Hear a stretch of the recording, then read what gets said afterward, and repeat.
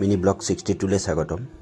এটা কমপ্লেইন আহিছিলে যোৱাকালি ৰাতি, তো 6:30 7:30 বজাত। তো মই গৈ দেখিলোঁ এই অৱস্থা। মানে বেটাৰী হয়, ইনভাৰ্টাৰ হয়। তো কি হয়, মানে যেতিয়া লাইনটো গুচি যায় গোটেই লাইট অফ হৈ যায়, মানে ইনভাৰ্টাৰৰ পৰা ছাপ্লাইটো নাপায়গৈ। তো মেইন কাৰণটো হৈছে এইটো, এয়া এনেকুৱা কাৰ্বন হৈ গৈছিলে, অৱস্থা নাই কাৰ্বন হৈ। তো কোনোবাই বোলে আহিলে এনেই জাষ্ট হেৰি কৰিছিলে, দুদিনমান চলিলে, তাৰপিছত যে আৰু নাই।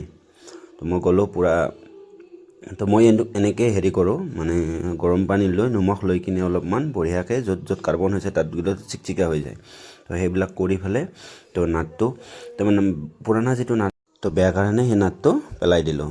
পুৰণা নাটটো পেলাই দি কিনে মই বোলো এটা নতুন নাট লগাই দিওঁ। তো মই লৈয়ে গৈছিলোঁ, কাৰণ মই গম পাইছোঁ যে এইটো কাহিনী, কাৰণ মই ইনভাৰ্টাৰটো ময়ে লগাইছিলোঁ 3 বছৰ 3.5 বছৰমান হয়, 4 বছৰ মেক্সিমাম। তো এনেকৈ বঢ়িয়াকৈ নাটটো লগাই মেলি, একচুৱেলি মোৰ তাত এটা বস্তু নাছিলে, পাৰিলে সেইটো লগাই দিবা, ক্লিম্পিং টুলছেদি ক্লিপ এটা লগাব লাগে, কিন্তু মোৰ তাত নাইগৈ। তো সেইটো কৰি কিনে নাই, যিহেতু মই সেনেকৈ কৰি মেচিনটো চলাই দিওঁ।